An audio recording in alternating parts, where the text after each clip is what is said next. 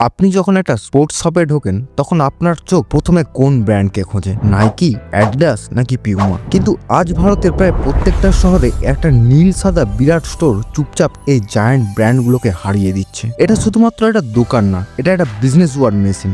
হ্যাঁ বন্ধুরা, আপনারা ঠিকই ধরেছেন, আজ আমি কথা বলতে চলেছি ডিক্যাথলনকে নিয়ে। কিন্তু প্রশ্ন হচ্ছে, কেন এত নামি দামি ব্র্যান্ডগুলোকে ছেড়ে মানুষ ডিক্যাথলনে যাচ্ছে? কি এমন আলাদা করলো ওরা অন্যান্য ব্র্যান্ডগুলোর থেকে? আর কবে শুরু হলো এই সাইলেন্ট রেভলিউশন? আর কোন মার্কেটে নাইকি আর অ্যাডিডাসকে ডিক্যাথলন হার মানালো? আর কে এই গেমের মাস্টার মাইন্ড? আর সর্বশেষ প্রশ্ন হলো, কিভাবে এত কম দামে এত ভালো কোয়ালিটির প্রোডাক্টকে ডিক্যাথলন বিক্রি করতে পারছে? আজকের ভিডিওটা কোনো সাধারণ বিজনেস কেস স্টাডির ভিডিও নয় বন্ধুরা, এটা একটা বিজনেস স্ট্র্যাটেজি মাস্টার ক্লাস। সালটা 1976। ফ্রান্সে একজন সাধারণ মানুষ ছিলেন যার নাম মাইকেল। তার কাছে কোনো সেলিব্রিটি ছিল না, আর না ছিল কোনো $1 বিলিয়ন মার্কেটিংয়ের জন্য বাজেট। তার কাছে ছিল শুধুমাত্র একটা ডেঞ্জারাস আইডিয়া। সেই আইডিয়াটা হলো sports should be affordable for everyone. যখন নাইকি বলছিল জাস্ট ডু ইট, অ্যাডিডাস বলছিল ইম্পসিবল ইজ নাথিং, আর তখন ডিক্যাথলন বলল স্পোর্টস ফর অল। আর এইটাই ছিল ডিসরাপশনের জন্ম। ইউরোপে চুপচাপ তৈরি হচ্ছিল একটা রিটেল এম্পায়ার, যার না ছিল কোনো ফ্ল্যাশি শোরুম আর না ছিল তাদের এক্সপেন্সিভ মল। তাদের স্টোরগুলো ছিল হিউজ ওয়্যার হাউসের মতো, আর তারা লো কস্ট অপারেশন করতে পারতো। আর তাদের ইনভেন্টারিতে হিউজ পরিমাণে স্টক রাখা যেত, কারণ ওই বড় বড় ওয়্যার হাউসগুলোর মতো তাদের শোরুমগুলোর জন্য। তারপর তারা যখন ভারতে এন্ট্রি নিল, তখন তারা দেখলো যে মিডিল ক্লাস গ্রো করছে আর ইন্ডিয়ার মানুষজন হেলথ ফ্রিক হচ্ছে। আর তারা আরেকটা জিনিস খুব ভালোভাবে লক্ষ্য করলো যে ব্র্যান্ডেড স্পোর্টস গিয়ার ইন্ডিয়ানদের জন্য অনেক লাক্সারি প্রোডাক্ট। সেই সময় ডিক্যাথলন 299 ফুটবল দিল, 999 রানিং শুজ আনলো, আর 199 জিমের টি শার্ট লঞ্চ করলো।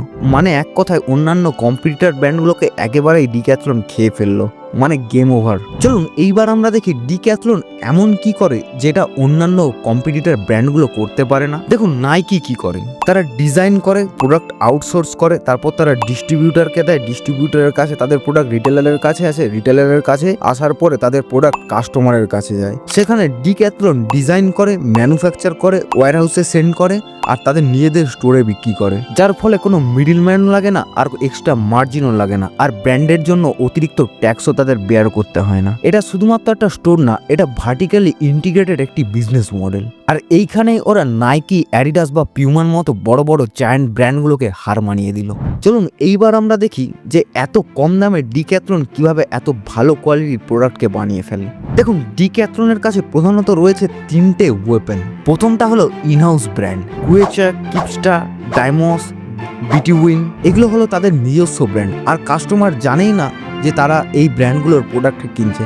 কাস্টমার ভাবছে যে যে কোনো প্রোডাক্ট নিলেই সেটা ডিক্যাথলনেরই প্রোডাক্ট, যার ফলে ব্র্যান্ডগুলোর মার্কেটিং করতে হচ্ছে না, আর প্রফিট মার্জিনের উপর পুরো তাদের কন্ট্রোল রয়েছে। তাদের দ্বিতীয় স্ট্র্যাটেজিটা হলো R&D।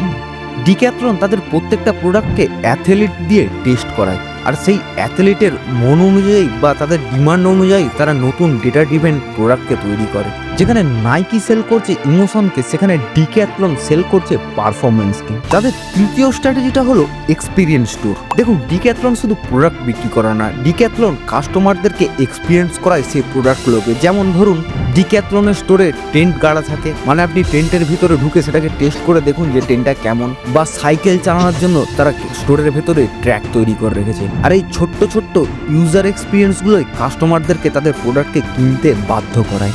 দেখুন ইন্ডিয়াতে বেশিরভাগ মানুষ অ্যাথলিট না, তবে তারা ফিটনেস বিগিনার কিংবা কেউ কেউ উইকেন্ড প্লেয়ার। আর সব থেকে বড় কথা হলো ইন্ডিয়ানরা বাজেট বায়ার। ইন্ডিয়ানরা লোগো দেখে কেনে না বা ব্র্যান্ড দেখে কেনে না, ইন্ডিয়ানরা সবসময় পছন্দ করে ভ্যালু ফর মানি প্রোডাক্টকে। দেখুন নাইকি, অ্যাডিডাস আর পিউমা ফোকাস করেছে সেলিব্রিটিতে, প্রিমিয়াম প্রাইসিংয়ে, ফ্যাশন পজিশনিংয়ে, আর ডিক্যাথলন ফোকাস করেছে গ্রাসরুট স্পোর্টসে, অ্যাফোর্ডেবিলিটিতে আর অ্যাভেলেবিলিটিতে। যেখানে অন্যান্য ব্র্যান্ডগুলো ইমোশনকে সেল করছে, সেখানেই ডিক্যাথলন সেল করছে এক কথায় সলিউশনকে। তাহলে এবার আপনারাই কমেন্ট করে বলুন, মানুষ কোন ব্র্যান্ডের পেছনে যাবে, যে সলিউশন সেল করছে না যে ইমোশনকে সেল করছে? দেখুন ইন্ডিয়া ডিক্যাথলনের কাছে গোল্ড মাইন, তার কারণ এখানে প্রাইস সেন্সিটিভিটি হাই এবং গ্রোয়িং স্টেজ রয়েছে, আর ওয়ান স্টপ সলিউশন নিডেড। মানে ইন্ডিয়ানরা চায় এমন একটা স্টোর হোক যেখান থেকে সব ধরনেরই প্রোডাক্ট কিনে বেরোনো যেতে পারে, আর যেখানে নাইকি আর অ্যাডিডাস এই জিনিসগুলো করতে পারে না।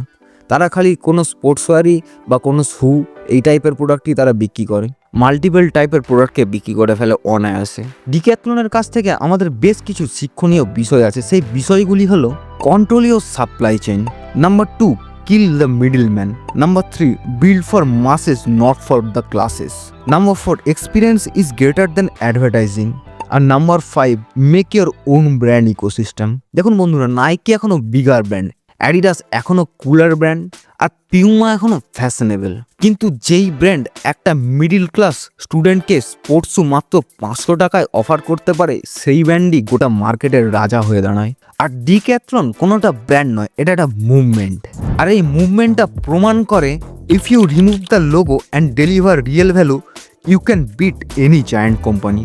তো বন্ধুরা, এটাই ছিল ডিক্যাথলনের ছোট্ট কেস স্টাডি। ভিডিওটি কেমন লাগলো কমেন্ট করে জানাতে ভুলবেন না। যদি ভিডিওটি ভালো লেগে থাকে তাহলে একটি লাইক করুন, শেয়ার করুন বন্ধুদের সাথে, আর সাবস্ক্রাইব করুন আমার চ্যানেলে, কারণ আমি প্রত্যেক সপ্তাহে এমন একটি real authentic business case study নিয়ে আসি।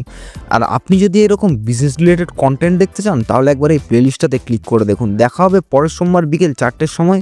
জয় হিন্দ, বন্দে মাতরম বন্ধুরা, ভালো থাকবেন।